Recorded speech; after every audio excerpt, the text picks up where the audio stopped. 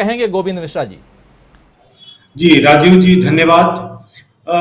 ये जो पूरा स्कीम मोदी सरकार लेके आई हुई है, इनका मोदी जी का आज का बयान जिसको आपने सबसे शुरू में कोट किया कि ये आगे जाकर काफी लाभकारी योजना साबित होने वाली है।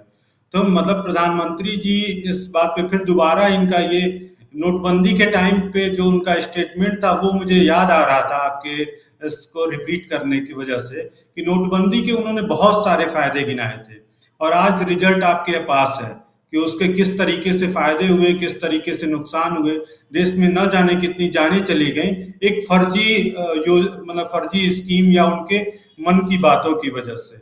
और अब ये जो योजना अग्निपथ योजना आई है, मुझे नहीं लगता है कि ये किसी एक्सपर्ट या फिर इस तरह के विद्वानों के बीच बनाई गई ये योजना है।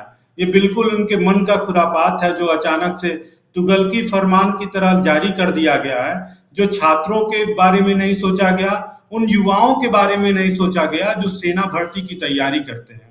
राजीव जी, आप जानिए कि आप गांव-गांव, कस्बों-कस्बों में चले जाइए, हर गांव में एक ग्राउंड होता है, जहां सुबह-शाम ये छात्र जाके बड़ी संख्या में छात्र जाकर के रोज प्रैक्टिस करते हैं, हर रोज दौड़ लगाते हैं, ऊंची कूद करते हैं, लंबी कूद करते हैं। और ये जो ग्राउंड होता है वो कोई सरकार का बनाया हुआ ग्राउंड नहीं होता है।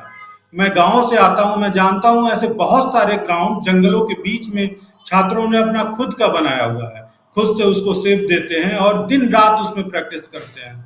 तो ये जो सेना भर्ती की तैयारी करने वाले लोग हैं, ये केवल नौकरी की तैयारी नहीं करते हैं, इनकी आत्मा जुड़ी होती है सेना के साथ।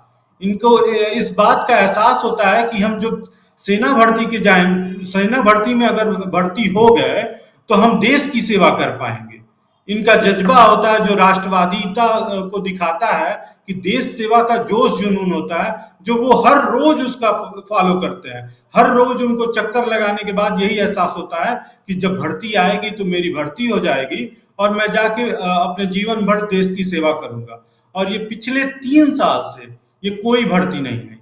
सरकार उस पर रीजन दे रही है कि पिछले 3 साल में कोरोना था जिसकी वजह से हम भर्ती नहीं ला पाए। इस कोरोना में ये बात अलग की है कि जिसमें बड़े बड़े चुनाव हुए, लाखों लाखों की गैदरिंग हुई, लेकिन भर्तियां नहीं हो पाई। अब 3 साल से भर्तियां नहीं आई, चौथे साल जब भर्ती आई तो वो 4 साल की नौकरी के लिए आई। अब सोचिए 4 साल की तैयारी करने वाले वो छात्र जो हर रोज दौड़े होंगे, उन्हें पता चला जो 4 साल तैयारी किए और अगले 4 साल ही नौकरी करना है। तो छात्रों के प्रोस्पेक्टिव से तो ये सरकार बिल्कुल भी नहीं सोच रही है। छात्रों का क्या हित होगा, क्या अनहित होगा, ये बिल्कुल नहीं सोच रही है।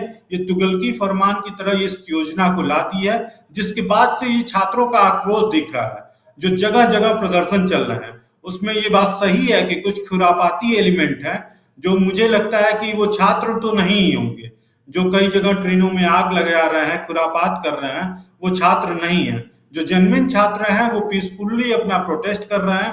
उनकी जेन्युइन सी मांग है कि इस पूरे जो तुगलकी फरमान की तरह अग्निपथ योजना आई हुई है, इसको रोल बैक किया जाए और जो पुरानी योजना है, जो जिस तरह से नियमित भर्ती होती थी, उसको किया जाए। ये 4 साल 5 साल की भर्ती योजना तो सरकार के पास दूसरे स्कीम थे पहले से ही।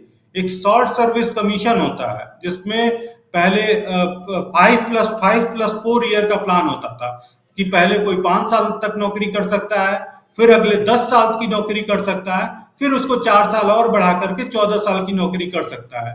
तो इस तरह की तमाम योजनाएं थी जो शॉर्ट सर्विस कमीशन में आती थी। इस नई योजना को लाने का कोई तुक नहीं था। और ऐसे में जब पिछले 3 साल से कोई भर्ती नहीं आई है, छात्रों में इतना आक्रोश था पिछली भर्तियों को लेकर के, युवा हल्ला बोल तो लगातार इन छात्रों के साथ काम कर रही थी।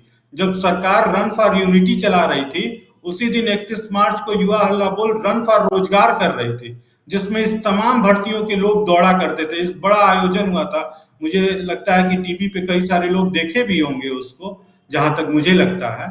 और इस तरह की योजनाओं में हम लोग काम करते हैं कि छात्रों को इस भर्ती में जाएं, तमाम रोजगार मिले। और सरकार ने इस फरमान को छात्रों में जी गोविंद मिश्रा जी, फिर से आऊंगा आपके पास और